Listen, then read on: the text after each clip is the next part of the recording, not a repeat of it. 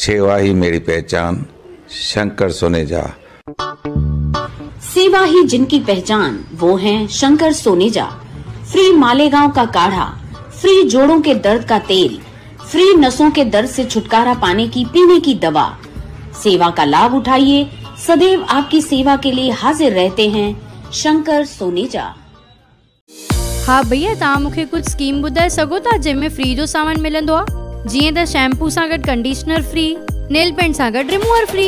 Madam, free में तो तव्हांखे सिर्फ हिकड़ी शय मिलंदी, रिश्तो.com जी रजिस्ट्रेशन। अच्छा जी हाँ दोस्तों, रिश्तो.com ते रजिस्ट्रेशन बिल्कुल फ्री आहे। जे मिटी माइटीअ लाइ तव्हां सिंधी ऑनलाइन मैट्रिमोनियल साइट ॻोल्हे रहिया आहियो त अॼु ई कॉन्टेक्ट कयो रिश्तो.com, सिंधियुनि जो सिंधियुनि सां ऑनलाइन सिंधी मैट्रिमोनी। नमस्कार, मैं राजेश दलवानी, आप देख रहे हैं उल्लास लाइन बुलेटिन। अंबरनाथ के बारकूपाड़ा परिसर में एक मामूली बात के विवाद ने हिंसक रूप ले लिया, जहां बीच रास्ते पर 7 से 8 लोगों ने मिलकर तलवारों से एक बस्ती के लोगों पर हमला कर दिया।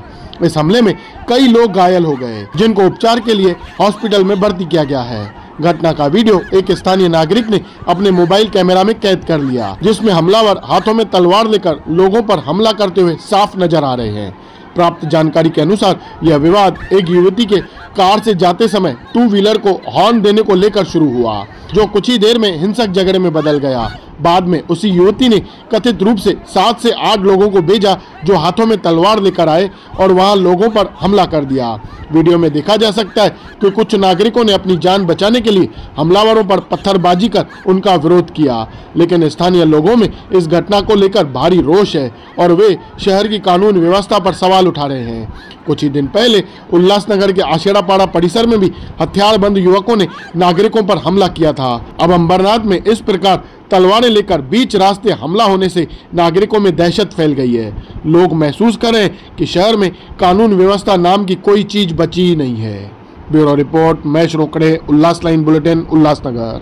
सर, मी खुर्चीवर बसलेली होती, ती पोरीची ते आपल्या आणि त्या पोरीची ते आबोलीची गाडी येत होती तिकडून, ते गाडून आली तर इथून पोरगा जात होता, तर त्यांनी हॉर्न केल्यानंतर तो पोरगा सरकला, तिने लगेच म्हणजे हुशारीने बोलून दाखवलं, तर ते पोरांनी पण त्याला बोललं। नंतर मी गेले आतमध्ये, मी बोलले की तुम्ही भांडण नको करू, एकामेकांनी जाऊन द्या, काय झालं असेल तर जाऊन द्या, त्यांना मी सांगितलं असं।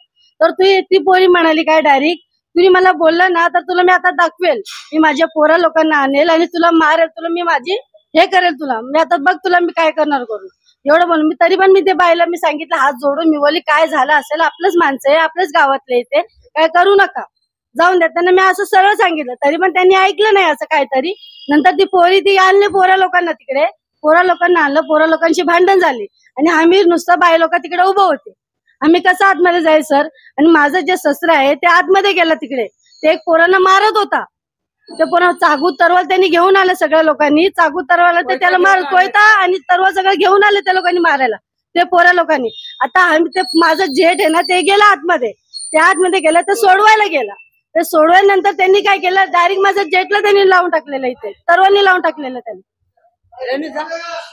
तरवानी त्याला लावलेलं। नंतर ते लोक नाही थांबतच नव्हते, बोलते आम्हाला मर्डरच करायचं इथे, त्यांचा मर्डर करून तेव्हाच आम्ही गप बसणार, असं त्यांचं मान्य होतं। आम्ही काय करायचं सर, आम्ही आबोली घर आपल्या याची आपली आईता बोरची पोरगी आहे, ती आईता बोरची वकील आहे आणि ती वकील पण आहे, ती पोरगी वकील झाली, ते वकील पण आहे ती पोरगी एवढं आमच्या एरियामध्ये सगळ्यांना रुबाब करून दाखवते, बोलते तुम्ही कोणी पण माझ्या याच्यामध्ये केलं सगळ्यांना मी खल्लास करून टाकेल, अशी ती डायरेक्ट बोलते। कुणी लपडं केलं, हे केलं, मी सगळ्यांना हे करून टाकेल। हा आता लागले इथे, गळ्याच्या इथे लागले त्याला, तोंडाच्या इथे, आणि इथे काय इथे पण झालं, मी अजून सरळ बघितलंय नाही, दवाखान्यातून आणलं त्याला, मी बघितलं, मी रडायली म्हणून त्याला लगेच आतमध्ये घेतलं, कोणा आपलं कोयताने मारलं त्याला, तरवाल असते ना यांची 6 जण त्या लोक होते, माझ्याकडे फोटो पण आहे सर त्यांचा, पोरांची नावं मला अजिबात नाही माहिती।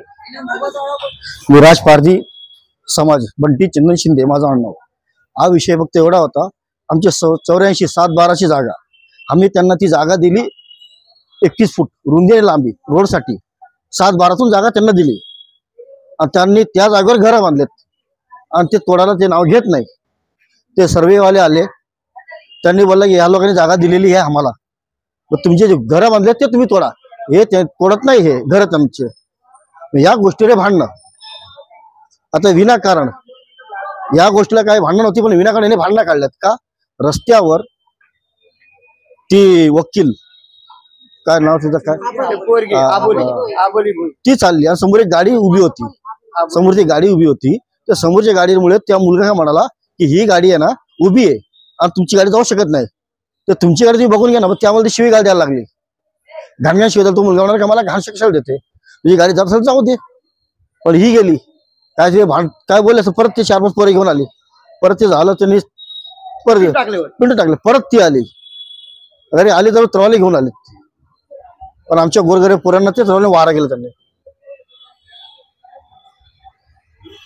आणि कालची ते बी जागा आमचीच आहे, ते बी अत्याचार करून ठेवलेले ते लोक. ते जागा आमची सोसायटीची जागा आहे, ते बी अत्याचार म्हातारा झालेला आहे, त्याला धमकी दाखवतो.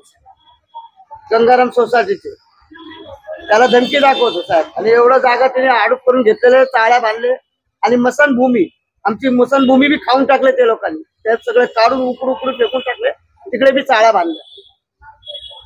तर आम्ही गरीब लोक काय करायचं? ते आम्हाला आताही बोलतो हे बी घरात सोडून तुम्ही निघून जा, पण आम्ही कुठे जायचं? आणि ह्याला वोटिंग आम्हीच देतो, आमचीच लोक वोटिंग द्यायचं आहे, यांना वरती आणायचं आणि आमच्याच गरीबावर अत्याचार करतो. आम्ही अत्याचार करून आम्ही कुठे जायचं? आम्ही कुणाला सांगायचं? आणि हा पैशावर दाखवतो, आम्ही गरीब लोक पैशावर नाही, आम्ही हातावर आणतो, पानावर पैशावर जोर आहे, सगळं पैशावर जोर आहे. आम्ही गल्ली गल्ली जातो, कचरे बिजरे विकतो, कटलरी सामान विकतो आम्ही, ते आमच्या घराचं रोजी चालतो. आणि हे लोक पैशावर धमकी दाखवतो. आम्ही कागद मोठे मोठे साहेब लोकांना बी देतो, आमच्या घराची जागा बी देतो. ते लोक काय करतो, पैसे देऊन मोडू मारतो त्याला, आमची फिरत घेत नाही. तर बघा आता ह्या मुलगा आडबिड्याचं काय होतं ते बघा साहेब. आम्ही एवढं वर्ष बोलू आता बस झोपडेच आमची तशी, आमची झोपडेवरती पडलेले आम्ही, आमच्यावर कोण लक्ष नाही ठेवत. मोठे मोठे साहेबा लोकांना बी दिलेले आम्ही कागदपत्रिका, ते बी आमच्यावर लक्ष नाही ठेवत. आम्हाला इकडून बी मिटून टाकलं, इकडून बी मिटून टाकलं, आम्ही राहिले आतमध्ये. आता आमच्या पोर लोकांना अत्याचार करायला लागले. उल्लास लाइन बुलेटिन को सब्सक्राइब करें, बेल आइकॉन दबाएं और देखिए उल्लास लाइन बुलेटिन की न्यूज़ सबसे पहले आपके मोबाइल पर।